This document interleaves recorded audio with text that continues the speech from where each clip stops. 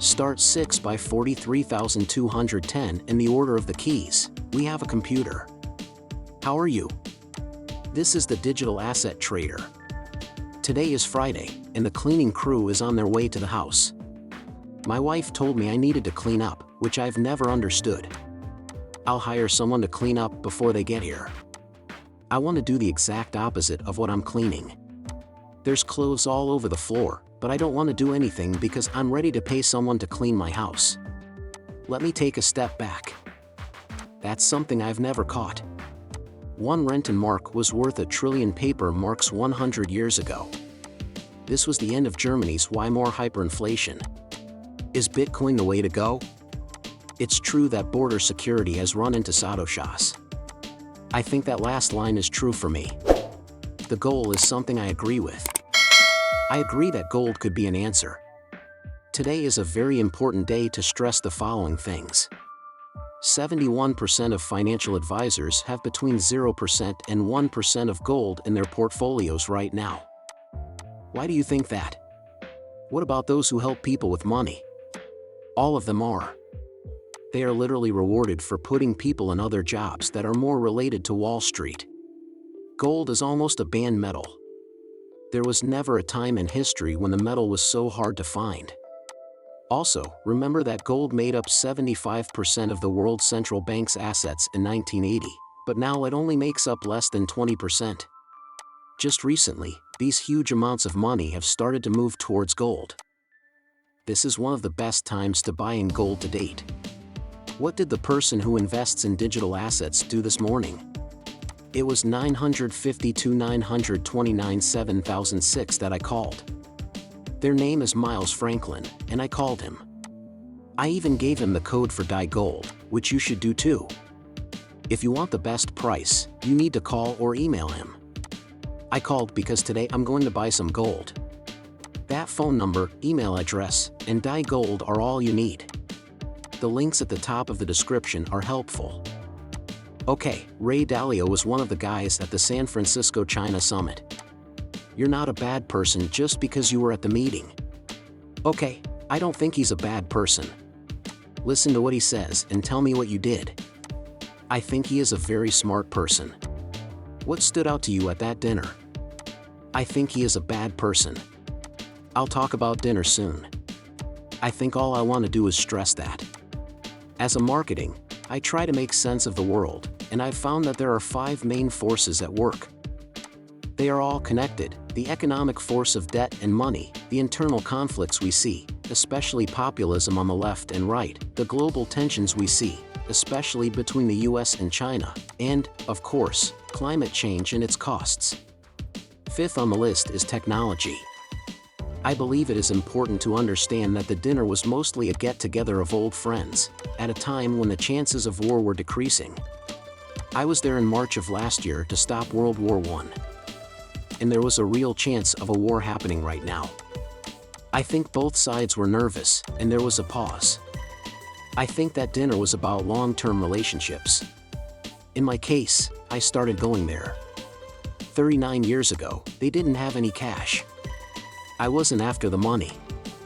I chose the relationship at first because I was interested, and then because I enjoyed it. I put my son in a Chinese school when he was 11 years old because it sounded interesting. As time went on, we changed and made good friends. This was done by others. A lot of people became friends with people they worked with. Allow me to translate. He knows that they buy and pay for a lot of guys. He's telling you that he doesn't want to help build relationships to help the business and other things. People who knew each other from China and the United States were there. And people felt good and happy that they were taking a step back from the terrible dangers of war. There is no one who wants to fight. Okay, fine. I like this guy more and more these days. I just hope that the Bitcoin gang doesn't take over his life. It looks like they are trying this new crypto framework, though.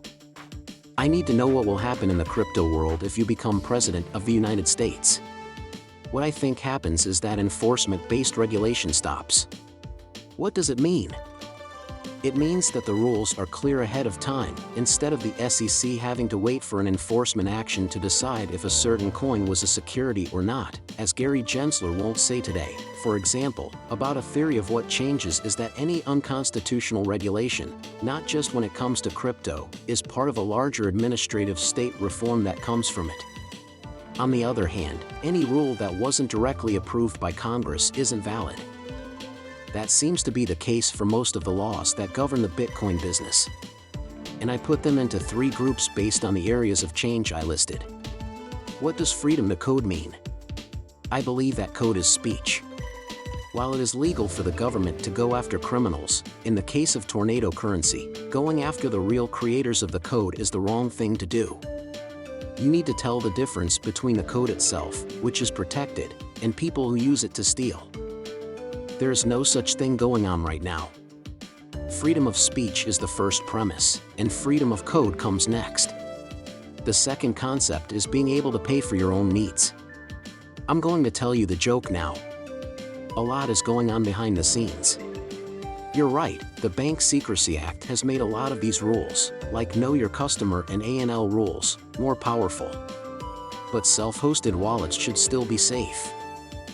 I mean, we can't have rules that make self-hosted wallets possible but don't allow them to be part of the Jeffersonian and Jacksonian idea of financial independence and self-reliance. That's the end of point number 2. The third part is just being able to come up with new ideas. And because I've worked in a lot of businesses that were regulated, I can tell you that Congress isn't even the thing that stops American creativity. The regulatory state is making up its own rules and not following the laws in our country. When all of those illegal government rules are thrown out, the number of federal employees will drop by 75%, which I think is a good thing. A lot of these bad acts to enforce the law are caused by the fact that people who shouldn't be at work will find something to do. It's going to stop. The good news is that I can do these things as President of the United States without asking Congress for permission or forgiveness because they involve the executive office. This part is especially helpful to me. I will make sure that the UN's unconstitutional shadow government doesn't hold back innovative fields like crypto, energy, and drug finding. Don't forget that Ethereum had a secret government.